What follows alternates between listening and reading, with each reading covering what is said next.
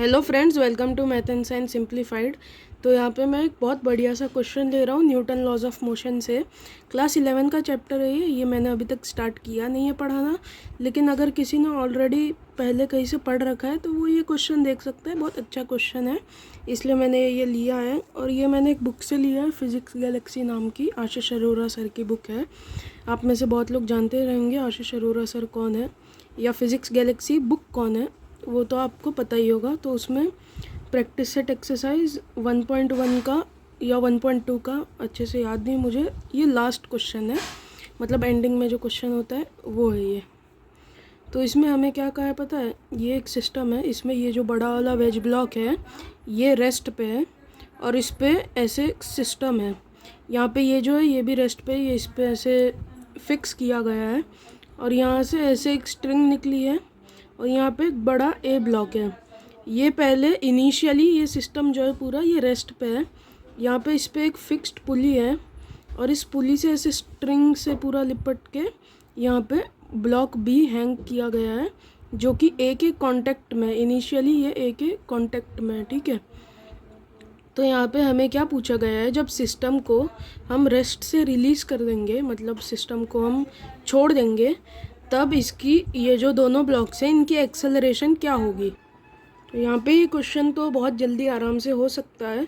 अगर मैं आपको बताऊँ, एंडिंग में मैं बताऊँगा कि आप ये क्वेश्चन मतलब 2-3 मिनट में कैसे बहुत जल्दी से कंप्लीट कर सकते हो। बट अभी तो मैं एकदम स्क्रैच से इसे शुरू करूँगा जो आपको भी समझ में आए, नहीं तो मैं तो यहाँ पे कंप्लीट कर दूँगा, आपको कुछ समझ में ही नहीं आएगा तो कोई मतलब ही नहीं बनता। तो यहाँ पे हम FBDs पहले बनाएंगे, फ्री बॉडी डायग्राम्स दोनों ब्लॉक्स के बनाएंगे। तो यहाँ पे अगर हम FBD इसकी बनाएं, पहले ए की बनाते हैं, बिगर ब्लॉक की। इसका मास m है, इसका मतलब कैपिटल M है और इसका स्मॉल m है। तो यहाँ पे FBD ऑफ ए की FBD अगर हम बनाना चाहें तो ए को पहले तो एक पॉइंट मास मानेंगे, है ना। तो यहाँ पे नीचे की तरफ mg लगेगा, mg, और यहाँ पे देखिए यहाँ पे mg लगेगा, है ना, mg। फिर यहाँ से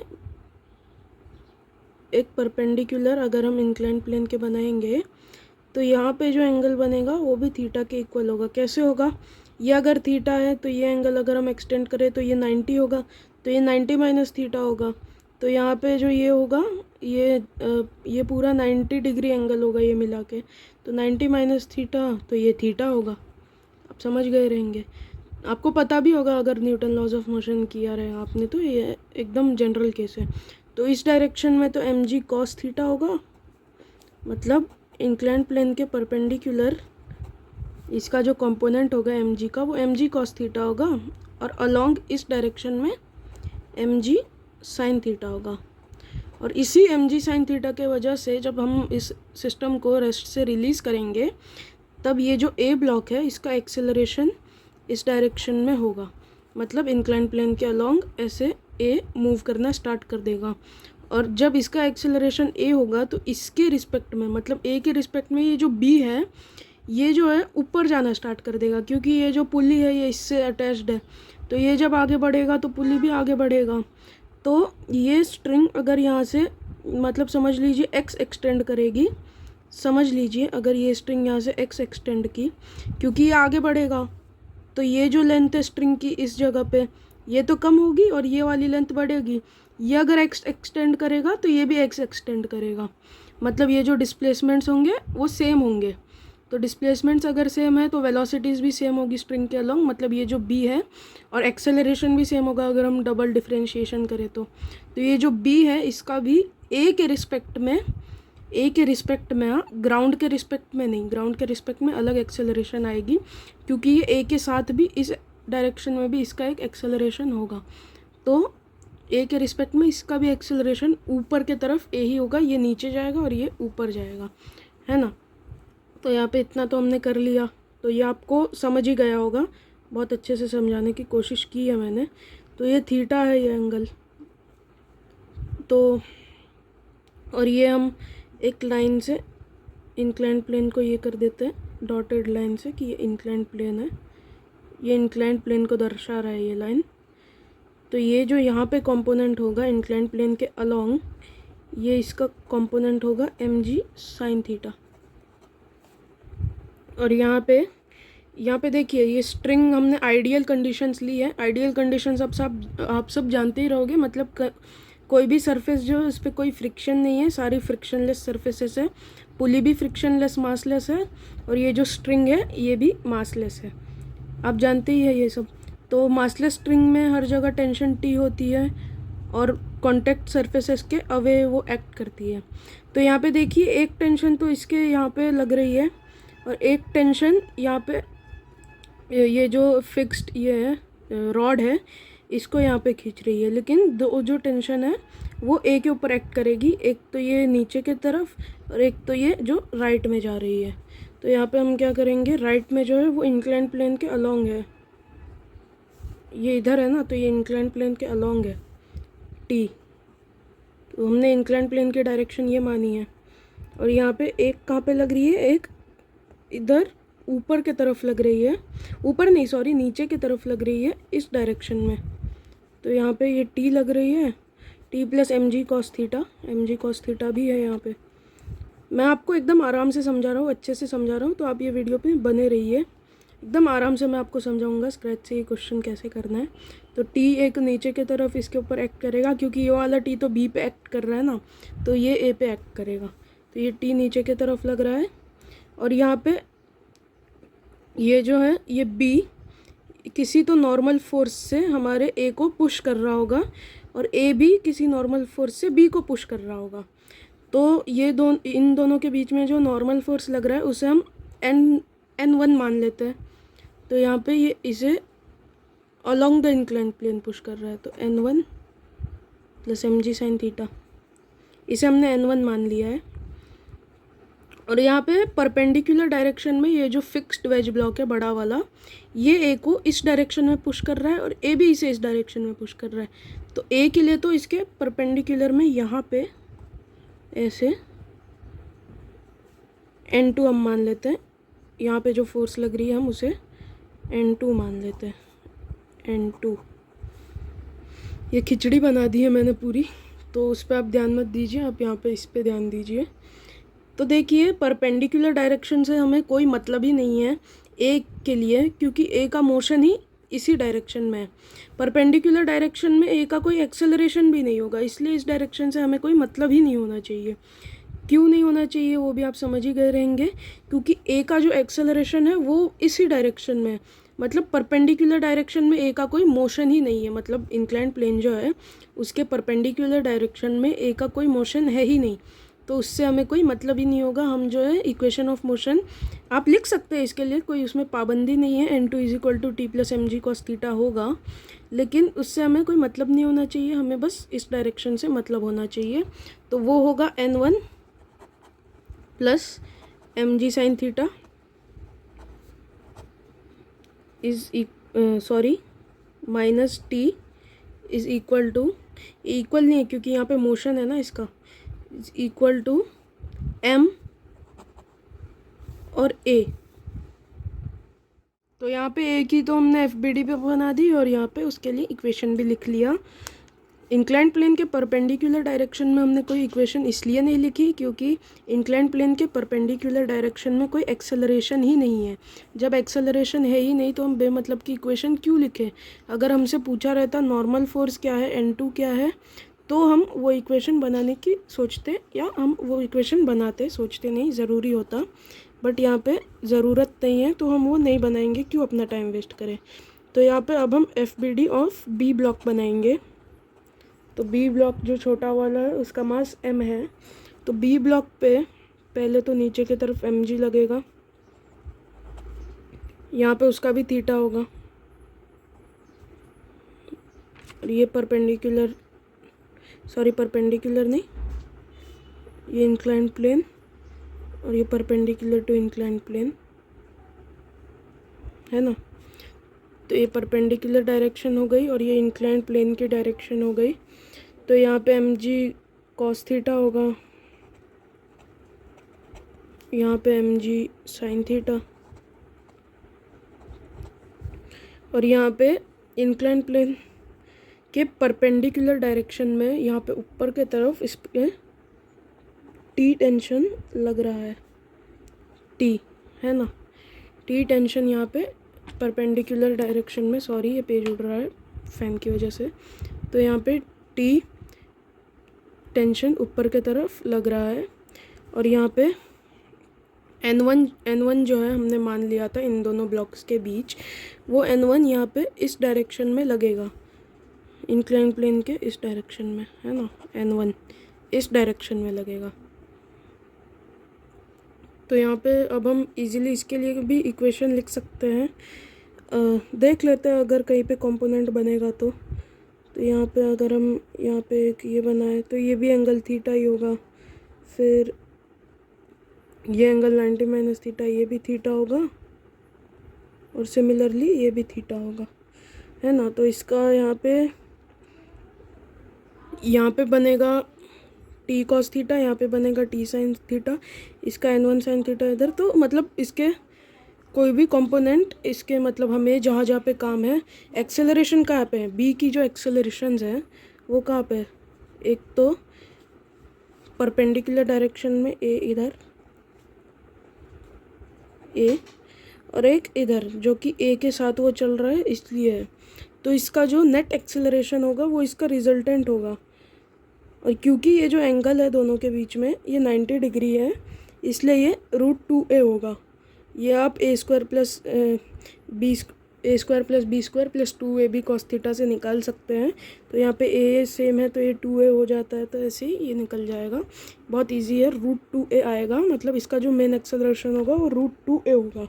तो यहाँ पे पहले तो हम a निकाल लेंगे, उसके बाद बस √2 लगा देंगे जो a की वैल्यू होगी उसके पीछे, तो हो जाएगा हमारा, निकल जाएगा।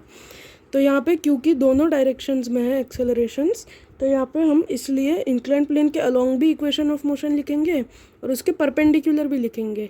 लेकिन ये जो हॉरिजॉन्टल और वर्टिकल और हॉरिजॉन्टल डायरेक्शन में लिखने की कोई ज़रूरत नहीं है।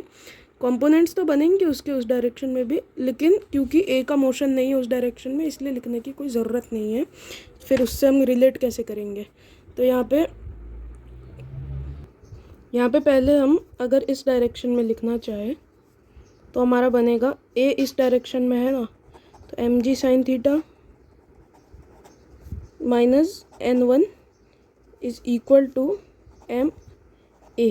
इस डायरेक्शन में a है ना एक्सेलरेशन, इस डायरेक्शन में भी a ही है एक्सेलरेशन। तो यहाँ पे जो इक्वेशन बनेगा वो क्या बनेगा, t ऊपर के तरफ है तो t minus mg cos theta is equal to M a ही होगा, क्योंकि ए इस डायरेक्शन में और मास तो सेम ही रहेगा, मास में थोड़ी चेंज आने वाला है। तो यहाँ पे आप देख सकते हैं कि अगर हम इन तीनों इक्वेशंस को जोड़ेंगे तो यहाँ पे टी और N1 कैंसिल हो जाएंगे और हम इजीली एक्सेलरेशन निकाल लेंगे। तो यही हमें करना था, जो अननोन वेरिएबल्स हैं, मतलब जिनकी हमें आवश्यकता ही नहीं है, उन्हें हमें कैसे तो यहाँ से एलिमिनेट करना था ऐसी इक्वेशंस बना के। तो अगर आप थोड़ा सा लॉजिक लगाएंगे और सोचेंगे कि जिस जिस डायरेक्शन में हमें ज़रूरत नहीं है वहाँ पे इक्वेशन बनाने का कोई फ़ायदा ही नहीं है। इक्वेशंस तो इससे बहुत बन सकती हैं, 3-4 इक्वेशन और बन जाएंगी, 3-4 नहीं 2-3 इक्वेशन और बन जाएंगी, बट उसकी हमें आवश्यकता ही नहीं है। आवश्यकता किसकी है, एक तो इंक्लाइन प्लेन के अलोंग की और परपेंडिकुलर की, तो हम वहाँ पे ही बनाएंगे और वहाँ से ही रिलेट करके तीनों इक्वेशन को हम आराम से एक्सेलरेशन निकाल सकते हैं। तो मैं लास्ट में आपको एक और एकदम छोटा सा मेथड बताऊंगा, वो बहुत इजी मेथड है और बहुत लोगों जिसने प्रैक्टिस की होगी न्यूटन लॉज ऑफ मोशन की, वो ये क्वेश्चन पहले ही कर चुका होगा आराम से, बहुत आसानी से। इतनी एफबीडी बना के 3 इक्वेशन लिखने की कोई ज़रूरत नहीं है, हम इजीली देख के माइंड में भी सॉल्व कर सकते हैं। ज़रूरत नहीं, पेन तो ज़रूरी है, बट माइंड में भी सॉल्व कर सकते हैं। तो अब हमें क्या करना है, बस इन 3 इक्वेशंस को जोड़ देना है। तो देखिए ऐसे ही हम जोड़ लेते हैं, टी यहाँ से कैंसिल हो जाएगा प्लस में और माइनस में, N1 और N1 यहाँ से कैंसिल हो जाएगा, तो हमारे पास क्या बचेगा, mg sine theta plus mg sine theta minus mg cos theta. Sorry, ये जो है ना, ये कैपिटल mg साइन थीटा होगा, यहाँ पे मैंने एक मिस्टेक कर दी थी, तो ठीक है, कोई उसमें ज़्यादा बड़ी बात तो है नहीं। तो यहाँ पे हम क्या लिख सकते हैं कि इसको जब हम ऐड करेंगे तब हमारे पास जो इक्वेशन बनेगी वो होगी mg sine theta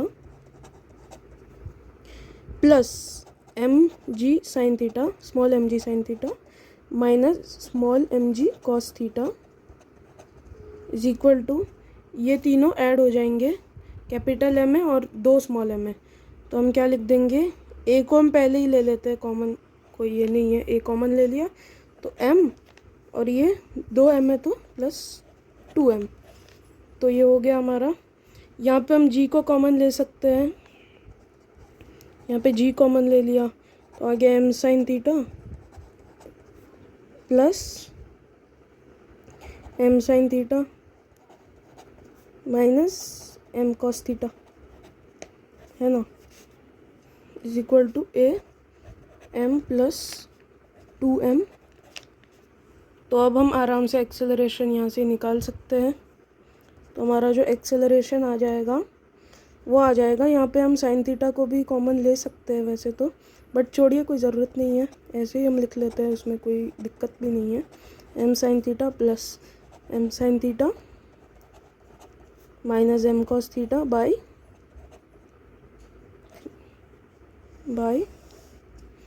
m plus 2m is equal to acceleration. तो यहाँ पे एक्सेलरेशन हमने निकाल लिया। तो ये तो हम बहुत आराम से स्टार्टिंग में निकाल सकते थे, बट मैंने आपको समझाते समझाते ये सिखाया है, इसलिए मुझे इतना टाइम लगा। यहाँ पे आप साइन थीटा को भी कॉमन करके, साइन थीटा कॉमन लेके m प्लस m अंदर लिख सकते हो, चाहिए तो मैं यहीं पे छोड़ रहा हूँ इसे। तो यहाँ पे एक्सेलरेशन हमें मिल गई। तो ये जो ए ब्लॉक है इसके ऊपर बस ए एक्सेलरेशन इस डायरेक्शन में लग रहा है, इसलिए इसका जो एक्सेलरेशन होगा, ए का एक्सेलरेशन यही है, this is acceleration of A. But जो बी है उसका एक्सेलरेशन ए इस डायरेक्शन में भी लग रहा है, इस डायरेक्शन में भी, तो हमने यहीं पे निकाला था उसका जो रिजल्टेंट, मतलब जो मेन एक्सेलरेशन होगा वो इस डायरेक्शन में होगा, तो वो जो होगा √2a होगा। तो यहाँ पे हम क्या कर देंगे, एक्सेलरेशन ऑफ बी कुछ नहीं है, बस √2g, और ये सेम चीज़ है, बस लिख देनी है और कुछ नहीं है, m sine theta plus m sine theta minus m cos theta by m plus 2m।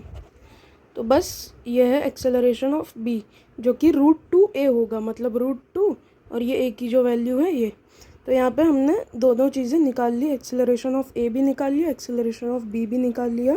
जब सिस्टम को रेस्ट से रिलीज़ करेंगे तब क्या होगा वो हमने यहाँ पे निकाल के आपको मैंने दिखा दिया। और यहाँ पे आप भी ये रिज़ल्ट्स आराम से निकाल सकते हैं अगर आप थोड़ी प्रैक्टिस कर ले तो। यहाँ पे मैं सोच रहा हूँ छोटा सा मेथड भी आपको बता दूँ कि ये आप क्वेश्चन जो है ये कैसे आप बहुत इजीली सॉल्व कर सकते हो, थोड़ा सा दिमाग लगा के। तो इसमें क्या करना है पता है, पहले हम क्या करेंगे, ये जो छोटा बी ब्लॉक है ना, इसके लिए एक ये करेंगे। देखिए ये जो बी ब्लॉक है, हम ना क्या ट्राई करेंगे कि जो ये एन है, नॉर्मल फोर्सेस हैं, ये ना आए हमारे इक्वेशन में, क्योंकि ये नॉर्मल फोर्सेस जब आ जाएंगी हमारे इक्वेशन में तब ये दिक्कत करेंगी और हमें 2-3 इक्वेशन एक्स्ट्रा बनानी पड़ेगी। तो उसके लिए हम क्या करेंगे ना, ऐसे करेंगे कि टी और ए ही बस हमारे इक्वेशन में 2 ही अननोन वेरिएबल्स आए, टी और ए। तो यहाँ पे हम क्या करेंगे, हमें पता ही है कि ए इधर, एक्सेलरेशन इधर है, तो यहाँ पे ए ऊपर की तरफ, बी का भी ऊपर की तरफ यहाँ पे इधर होगा। तो यहाँ पे ये हमने पहले ही स्ट्रिंग कंस्ट्रेंट से निकाल लिया है, इसलिए हमें पता है। नहीं तो अगर हमें नहीं पता होता तो हम इसका एक्सेलरेशन पहले a1 मानते और स्ट्रिंग कंस्ट्रेंट से इन दोनों का एक्सेलरेशन इक्वल होने वाला है ये पता करके ये करते। बट हमें क्योंकि ऑलरेडी पता है इसलिए हमें ये करने की कोई ज़रूरत नहीं है। तो यहाँ पे हम क्या लिख सकते हैं, हम क्या करेंगे, ये जो b है इस पे और कहीं नॉर्मल फोर्स नहीं लग रहा है, a जो है a पे इधर भी नॉर्मल फोर्स लग रहा है, मतलब इंक्लाइंड प्लेन के परपेंडिकुलर डायरेक्शन में भी नॉर्मल फोर्स ऊपर की तरफ लग रहा है, और इंक्लाइंड प्लेन के अलोंग भी नॉर्मल फोर्स इस डायरेक्शन में लग रहा है। तो इसलिए इसके लिए जो हम इक्वेशन बनाएंगे वो हमारे लिए हेल्पफुल नहीं होगा। बट बी जो है, बी पे बस इस डायरेक्शन में एक नॉर्मल फोर्स, इस डायरेक्शन में एक नॉर्मल फोर्स जो कि ए पुश कर रहा है इसको इस डायरेक्शन में, वही बस लग रहा है, लेकिन परपेंडिकुलर डायरेक्शन में कोई फोर्स नहीं लग रहा। इसलिए क्योंकि एन इस डायरेक्शन में, तो इसका कोई कंपोनेंट उसके परपेंडिकुलर डायरेक्शन में नहीं होगा। अगर कोई फोर्स ऐसे होती है तो उसका उसके परपेंडिकुलर डायरेक्शन में है ना कोई कंपोनेंट नहीं होता है, मतलब बस इधर लगेगा, उसका परपेंडिकुलर डायरेक्शन में उसका कोई कंपोनेंट नहीं होगा। तो n यहाँ पे ऐसे लग रहा है तो उसका इस डायरेक्शन में कोई कंपोनेंट होगा ही नहीं। तो हम क्या करेंगे, बस इस डायरेक्शन में इक्वेशन लिखेंगे, बस हमारा t और g और a आए उस इक्वेशन में, हम ये ट्राई करेंगे। g हमें ऑलरेडी पता है लेकिन हम इधर सब्सटीट्यूट नहीं करेंगे g की वैल्यू। तो यहाँ पे इंक्लाइंड प्लेन के परपेंडिकुलर डायरेक्शन में अगर हम b के लिए लिखे इक्वेशन, तो यहाँ पे हम एक इक्वेशन ऑलरेडी लिख चुके हैं, t minus M G cos theta is equal to M A. तो यही सेम इक्वेशन हम वापस लिखेंगे, t minus M G cos theta is equal to M A. इसका जो मास है वो स्मॉल एम है, इसलिए यहाँ पे स्मॉल एम लिया है। और हम क्या कर सकते हैं, यहाँ पे जो है ना हम पूरे सिस्टम का एक इक्वेशन बना सकते हैं। एक नहीं दो इक्वेशंस बनेंगी, लेकिन जो एक इक्वेशन होगा उसमें नॉर्मल भी आ जाएगा। तो नॉर्मल हमें नहीं लाना है, कैसे, तो हमें ट्राई करना है कि नॉर्मल फोर्स ना आए। तो अगर हम पूरे सिस्टम को a प्लस बी का हम पूरा अगर FPD बनाए या इक्वेशन ऑफ मोशन लिखे a प्लस बी का, तो आपको पता ही है कि पूरे सिस्टम को जब हम कंसिडर करते हैं तो इंटरनल फोर्सेस जो होती है वो सारी कैंसिल हो जाती है पेयर्स बना के। कैसे कैंसिल हो जाती है, अब देखिए ये t है, ये दोनों एक दूसरे को कैंसिल कर देंगे, अपोजिट डायरेक्शंस में लग रहे हैं। ये n1 कैंसिल कर देंगे एक दूसरे को। तो जो बाहर की जो फोर्सेस लग रही है वो बस यहाँ पे 4 लगेंगी। एक तो ये t, ये वाला t लगेगा, ये इसे ये जो t है ये लगेगा, ये नहीं लगेगा क्योंकि ये यहाँ पे लग रहा है, इसका सिस्टम से कोई लेना देना नहीं है। बस ये t जो है ये इस सिस्टम पे एक्ट कर रहा है, तो ये t एक इस डायरेक्शन में लगेगा। एक तो ये n2 लगेगा, है ना, n2 लगेगा, और ये जो mg साइन थीटा ये लगेगा, और इसका जो सॉरी ये कैपिटल mg होगा, ये कैपिटल mg साइन थीटा इस डायरेक्शन में लगेगा, मैंने हर जगह ये रॉन्ग कर दिया था, और इसका स्मॉल mg साइन थीटा इस डायरेक्शन में लगेगा, और ये t लगेगा। तो इस डायरेक्शन में तो नॉर्मल फोर्स आ जाएगा, तो हम इस डायरेक्शन में इक्वेशन लिखने की नहीं ट्राई करेंगे, बस अलोंग द इंक्लाइंड प्लेन लिखने की कोशिश करेंगे। तो यहाँ पे अलोंग द इंक्लाइंड प्लेन क्या होगा, मैं यहाँ पे FPD बनाता हूँ a प्लस बी की। तो यहाँ पे एक तो t इस डायरेक्शन में लग रहा है t, और यहाँ पे लग रहा है mg sine theta plus mg sine theta, small mg sine theta, और यहाँ पे n2 इस डायरेक्शन में n2। तो इसकी हमें कोई ज़रूरत नहीं है, बस एक्सटर्नल फोर्सेस बचेंगी, इंटरनल फोर्सेस सारी कैंसिल हो जाएंगी। तो इस डायरेक्शन में हम इक्वेशन फॉर्म करेंगे, और a इस डायरेक्शन में है ना, एक्सेलरेशन इस डायरेक्शन में पूरा। तो हम क्या लिखेंगे, पूरे सिस्टम के लिए अलोंग द इंक्लाइंड प्लेन अगर हम लिखेंगे तो ये होगा m plus m g sine theta common ले लिया, minus t is equal to m plus m a, m plus M A क्यों, हम पूरे सिस्टम को ले रहे हैं और एक्सेलरेशन इस डायरेक्शन में, ये m प्लस m की FBD है, मतलब पूरे सिस्टम की FBD है।